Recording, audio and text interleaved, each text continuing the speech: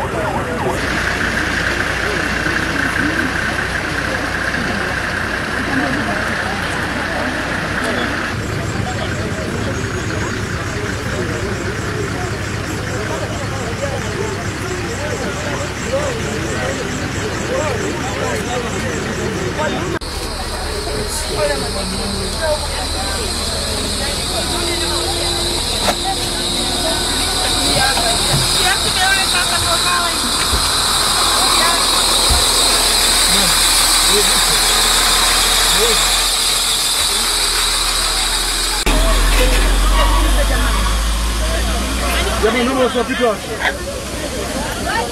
Kando.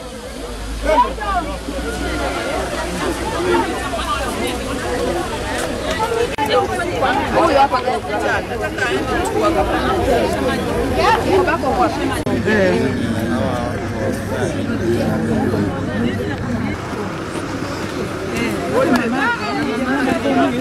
gari gani? Lori sio hapo kule. Ni lori. Dereva yuko. Ile lori moja hapo. Unajua sasa kwa ni hapa.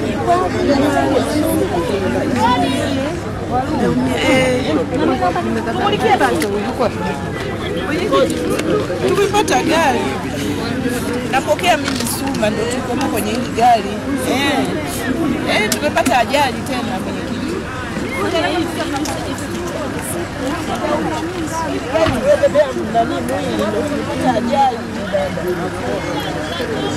Wewe umeumia kichwani? Umeumia nini baba? Kichwa.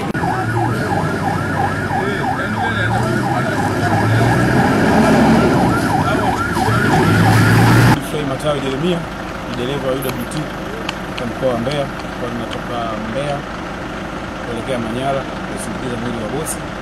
Sasa wakati tunashuka tunaelekea kwenye njia, warudi akawa ametoka chini na pandisha juu, na sisi hapa tunatoka juu tunashuka chini, warudi akawa anapandisha.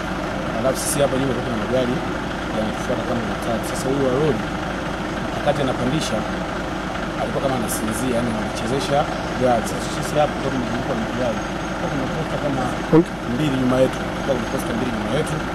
Kwa sasa wakati anakuja akawa anapigia honi, yeye anapocheza kama alikuwa na usingizi.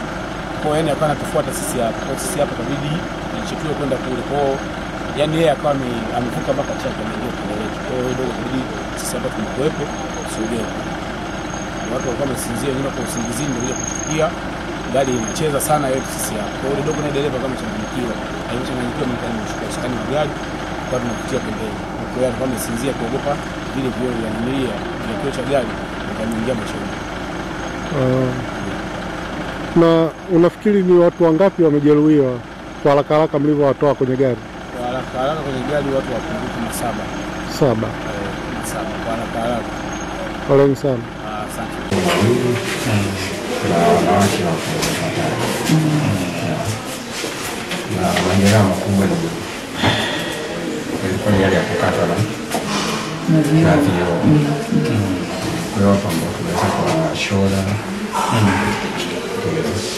kesho lazima lakini wanatofautiana kidogo aina ya majeraha. Kama mama pia alipata jeraha ambayo ilikuwa ni katika kwa haya manshelo hata kideo hapo na majeraha kwa sababu ya shoulder na control ya kupoteza na saizi niko stable. Kuna wengine nao ambao pia wameshona na kuna mmoja ambaye yeye tunaona majeraha yake yalikuwa kidogo makubwa.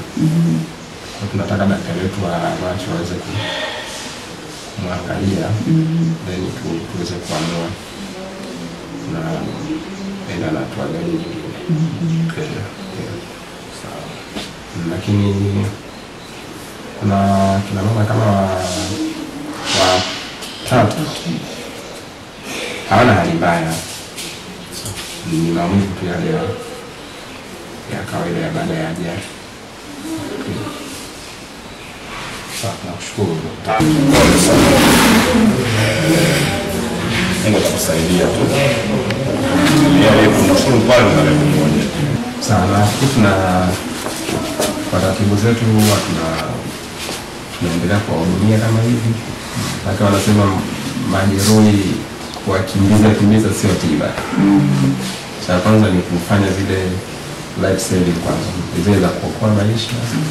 Naangalia ukomaji wao uko vizuri, kama kuna majeraha na kupoteza damu na unayadhibiti, unakaa nao kuangalia. Inawezekana hata baadaye ina pesa mtaona atahitaji usaidizi kwa hospitali kubwa. Unampeleka lakini akiwa stable.